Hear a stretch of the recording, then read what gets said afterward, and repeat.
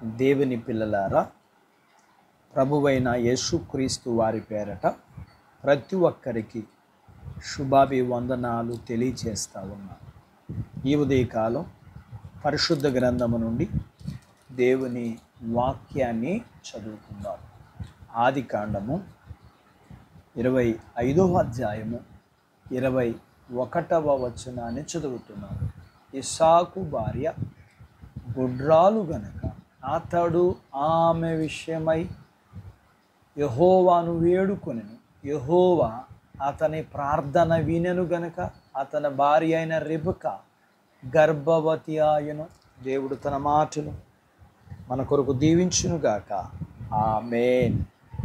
ప్రియమైన దేవుని పిల్లలారా, అది అందమైన కుటుంబం. ఆ కుటుంబంలో పెద్దవాడు అబ్రహాము, శారాలు. వీరు దేవునికి ప్రార్థించేవారు.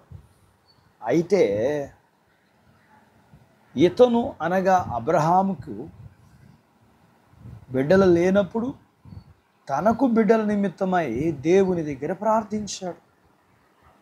లేఖనములో ఆదికాండము 15వ అధ్యాయం 2వ వచనములో నేను సంతానము లేనివాడనయ్యనే అయ్యానే అని ప్రార్థించినప్పుడు దేవుడు అతడి ప్రార్థన ఆలకించి 100 సంవత్సరాల వయసులో దేవుడు అబ్రహాముకి కుమారునిచ్చాడు.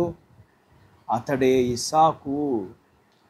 ఆ ఇస్సాకు కూడా సిరియా దేశస్థురాలైన బెతూయేలు కుమార్తె అయిన రెబెకాతో వివాహమైంది.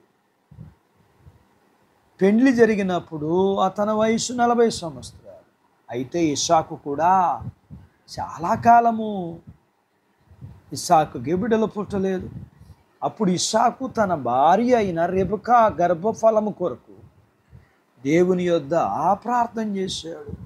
అయితే దేవుడు అతని ప్రార్థన విని ఆమెకి గర్భము తెరిచాడు. ఆమె గర్భవతి అయిన తర్వాత కొంతకాలానికి గర్భములో ప్రసూతి దినములు నిండక మునుపే బాధ, నొప్పి కలిగింది.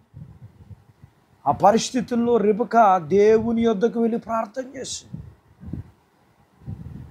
అప్పుడు దేవుడు రెబెకాతో ఇస్సాకుతో మాట్లాడాడు.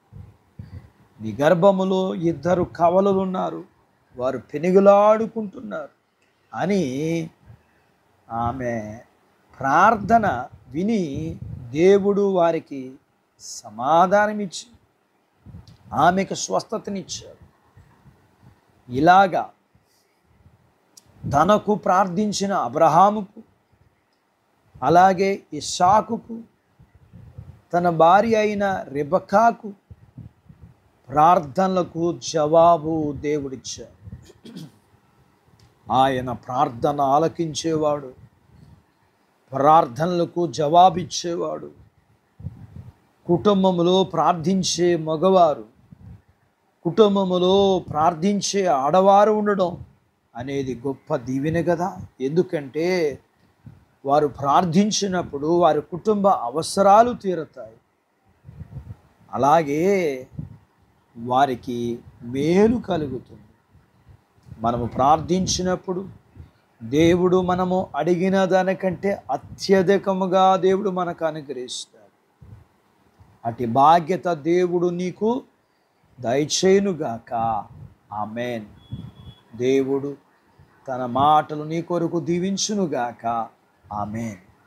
ప్రార్థించుకుందాం. మమ్మల్ని మిక్కిలిగా ప్రేమించిన మా ప్రియ పరలోకపు తండ్రి, వాక్యం విని నాతో పాటు ఏకీభవిస్తూ మీ పిల్లల కొరకు ప్రార్థన చేస్తూ, మీ పిల్లల్ని, వారి కుటుంబీకుని, వారు కలిగినంతటిని, చిన్న బిడ్డలను, యవనస్తులను, వృద్ధులను, స్త్రీ పురుషులు, వారి చదువులు, ఉద్యోగాలు, వ్యాపారాలు, పొలాలు, పశువుల్ని, వారు కలిగిన అంతటిని దీవించండి. వివాహము కావలసిన వారికి వివాహాలు, గర్భము లేని వారికి గర్భము, గర్భము కలిగిన వారికి సుఖప్రసూతి మీరు దయచేయాలని, వర్షాలను మీరు అనుగ్రహించమని, ఎండ నుంచి బిడ్డలను అందరినీ మీరు భద్రపరచమని, మీ పిల్లల్ని మీరు అన్ని విషయాల్లో ఆశీర్వదించమని యేసు ప్రభువారి పేరట ఈ ప్రార్థన మీకు చేస్తున్నాను తండ్రి. ఆమెన్.